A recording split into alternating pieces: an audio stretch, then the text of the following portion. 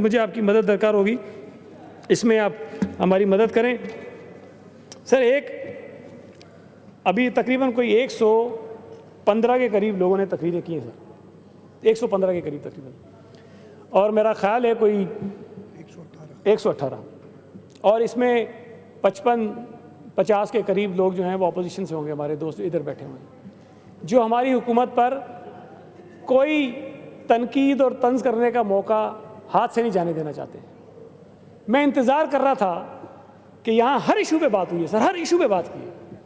किसी ने अगर बात नहीं की तो KCR के मुतासरीन की किसी ने बात नहीं की कि उनके घर टूटे हैं, वो आप लोगों ने क्यों तोड़े। हम नहीं तोड़े होंगे ना, हमसे किसी ने सवाल नहीं किया कि भाई KCR के मुतासरीन इस शहर के गरीब मिस्कीन लोग हैं, उनके घर टूट गए हैं, तुम लोगों ने क्यों तोड़ दिए।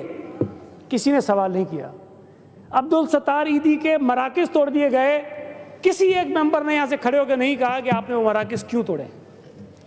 सर, छिपा के मराकिज़ तोड़ दिए गए, कोई एक सवाल किसी ने उठकर नहीं किया कि वो क्यों टूटे हैं। सैलानी के टूटे हैं, आलमगीर वेलफेयर के टूटे हैं, और तमाम जो फलाही इदारे इस शहर में काम कर रहे थे उनके बेशुमार मराकिज़ इस शहर में तोड़ दिए गए हैं।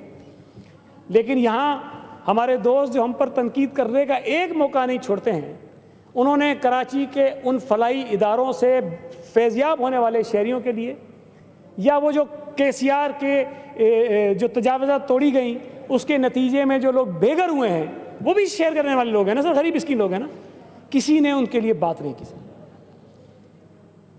ये सवाल है बड़ा कि क्यों नहीं करते बात सर, वो भी लोग हैं ना, वरना तो एक आदमी प्रेस क्लब पे बैठा हो तो मेरी बहन तो सबसे पहले जाती हैं, वहाँ पहुँच जाती हैं कि भाई पीपल्स पार्टी ने बड़ा जुल्म कर दिया। अच्छी बात है, लोगों की आवाज़ उठानी चाहिए, लेकिन इस इशू पे किसी ने आवाज़ नहीं उठाई सर। इस पर बात होनी चाहिए थी, इस पर आवाज़ उठनी चाहिए थी सर। शायद वो जो मुतासरीन हैं वो इनके पास भी गए हैं सर, कई लोगों के पास, हमारे पास भी आते हैं सर, इनके पास भी गए सर। हम 4 वज़ीर उनके एहतजाजी मुजाहरे में गए सर।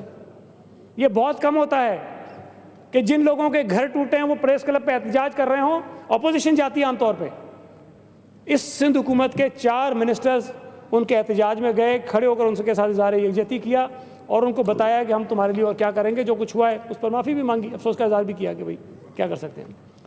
लेकिन अपोजिशन के किसी मेंबर ने, जो बाकी चीज़ों पे बहुत ज़्यादा शोर मचाते हैं, उनके लिए एक स्टेटमेंट नहीं दिया, और ये कहकर कि जी वो कोर्ट हम पे कंटेम्प्ट लगा देगी।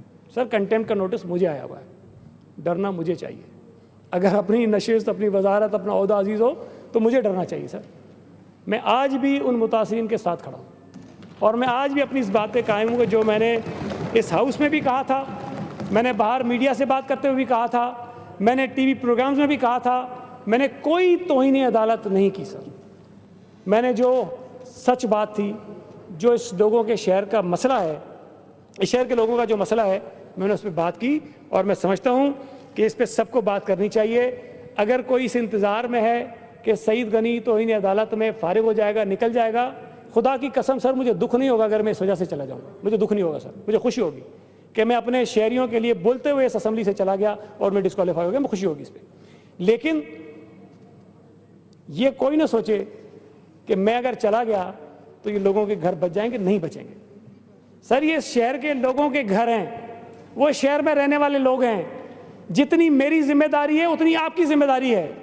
हालांकि दावा तो आप ज़्यादा करते हैं, लेकिन कम से कम जितनी मेरी है उतनी आपकी ज़रूर बनती है जिम्मेदारी।